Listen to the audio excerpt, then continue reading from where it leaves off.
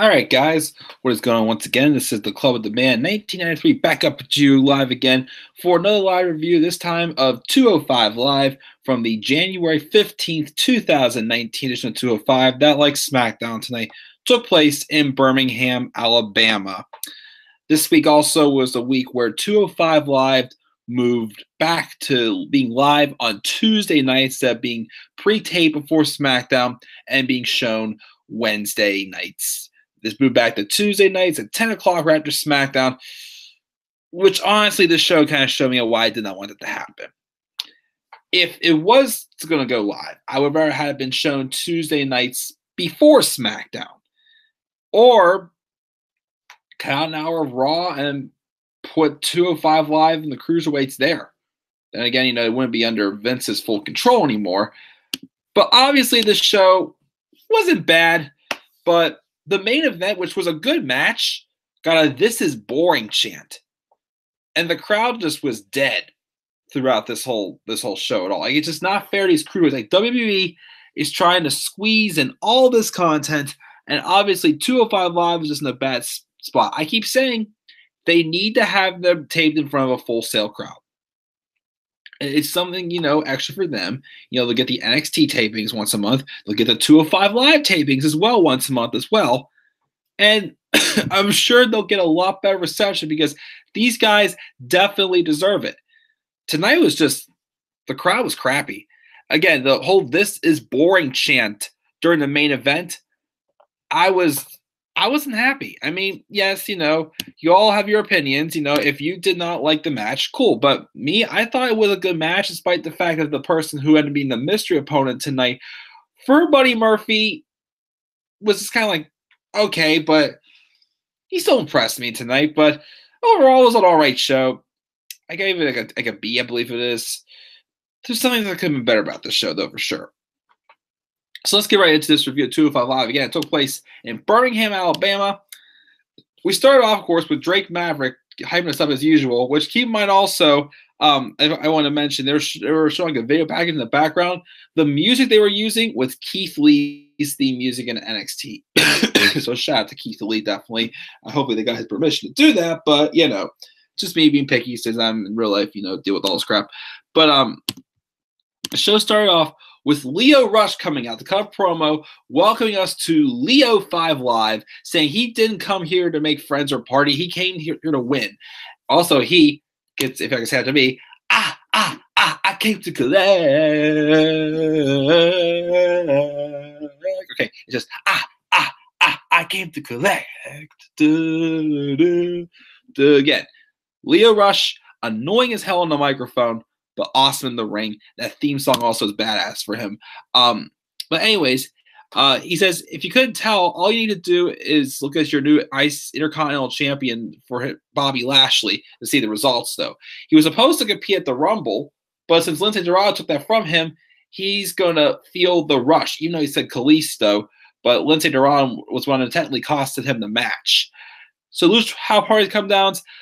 Lucha House Party comes out. Lio Rush then protests for Lindsay to not bring down his little entourage, keep it one-on-one. So Kalisto and Great Metalik start to walk away. Lio then beats down on Lindsay before the referee breaks up at the match. Match was all right, I gotta say. I don't know. Again, it's just the way they're booking Lucha House Party on Raw. It's really starting to hinder their booking on 205 Live. Because, again, Lio Rush basically in some ways kind of got robbed. Yes, the Lucha House Party was on the side, just like he provoked the attacks since he could stand their noisemakers. But at times I still feel like they're trying to look like a three-man stable with baby faces is starting to fade off on me a little bit. And them showing that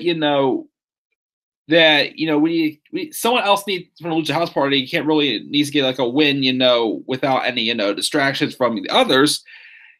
And Leo winning was the right move, I felt, but it started to really bring down the Lucha House Party for me. Like, I thought, okay, it's stuck on Raw, but I'm cool on 205 Live. Now, starting to fade down me a little bit on 205 Live. There was a botch also in the match where Leo's shoulders weren't down in time or something like that. Whenever the referee started the count, that was a weird looking botch. But that triple moonsault, or whatever the heck Lindsay Dorado did also during the match. That was pretty cool also. But Leo eventually wins with the final hour frog splash to get the victory.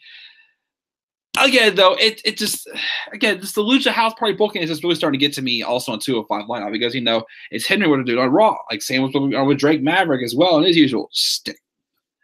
I don't know, maybe just me or whatnot, but this was a good match. Go ahead and put over Leo, but again, the Lucha House Party is starting to hinder. They're starting to become that team that just has people there just to eat pins for the most part. I mean, Kalisto's in the Cruiserweight Championship Fatal 4-Way at Royal Rumble, okay, but still, I'm really starting to become less and less of a fan of Lucha House Party. But Lio Rush wins his opening match. After the match, Leo attacks Lindsay before Kalisto and Grant Lee come out and make the save. Then Dorado clutches his knee in agony as Rush leaves through the crowd. We have Noam Dar being interviewed backstage saying Tony Nese's problem is he thinks he's better than everyone, but last week he proved it wrong. But Nese interrupted him, said the only thing he proved is how lucky he is. Dar points out that Tony lost, that Tony shrugs it off, saying 9 out of 100 times he's beat him. Noam again points out, once again, you lost. But Tony says they're 1-1. They should fight again. Dar seemingly approves again for pointing out that once again Tony Nese lost. So I don't know if we'll have like a rubber match between them or not. We'll see. It was a pretty good match they had last week though, so maybe we will get that. Who knows? We have Drake Maverick backstage, checking out Lindsay Dorado. We'll tell him a referee go check out Lindsay Dorado when TJP rolls up, and Drake tells him the opportunity against Buddy Murphy been taken by a new debut, but he likes that TJP is here for the opportunity and showing this is good. But then Perkins just walks off his Mac and informs him he'll let him know if any opportunities open up and whatnot, which kind of circle around that again with TJP. Again, like he was getting up begging for opportunities, and then they just he's been feeling the Lucha House Party and Noam Dar ever since. So don't know where TJP is going, but we'll see what happens there. We got Larry. What's up, Larry? Saying, just want to tell you that I did my women's Royal Fantasy bookings. Sure thing. You get bored, check it out. I have some nice NXT surprises and interesting as well. Take care, man. Sure thing, Larry. I will check it out when I have the time for sure, my friend. Thank you for stopping by. Good to hear from you again, buddy, as always. We have Kalisto, Akira Tozawa, and Hideo Itami getting their little handy cam promos. But, of course, Brian Kendrick spoke for Tozawa, and Arya Daivari spoke for Hideo Itami. And next week, we're going to be getting a triple threat match between the three challengers next week on the Go Home Show for Royal Rumble. So then we have Buddy Murphy come out for the main event. And again, this is Buddy Murphy asking for anyone that fits the 205 limit. Doesn't have anyone on the 205 live roster, but he wants competition. He wants some fresh matchups. So he comes out and he tells the crowd to shut their mouths and introduces himself as the greatest cruiserweight of all time. Top of his fattiest title, the Rumble. Says what he wants and does. He does what he says what he wants and does what he wants. We're going to listen, and tonight he's got an open challenge for anyone who makes the weight limit. His opponent, I thought maybe he'll have to bring out Rey Mysterio as a surprise, and they just had a match, though. Maybe they'll have Finn Balor have a match, but didn't seem unlucky at all. So I'm like, oh, maybe Jordan Devlin or Tyler Bate, Pete Dunne. Instead, they bring out Humberto Carrillo, who the only time I've really seen Humberto Carrillo was when he had a couple of tag matches with Raul Mendoza in NXT, who has basically been just a guy down there eating pins, who I think, could fit in with the Cruiserweight division if he wanted to. So maybe it's the case now since they have Humberto Carrillo coming now with 205 Live. And I'm just like, I'm open to, I saw the match. The match was good. I enjoyed it, of course. The thing that hurt again was the dead crowd and the "this is boring" chants, which I don't know if that was right towards the fact that they moved the time slot for this show or what, but I still thought, it was a good match. I thought Carrillo definitely showed a lot of potential. He can be a big star eventually for this Cruiserweight division for sure. Of course, my favorite part was, whenever, of course, Buddy Murphy faked a knee injury, which I thought at first he was for real hurt.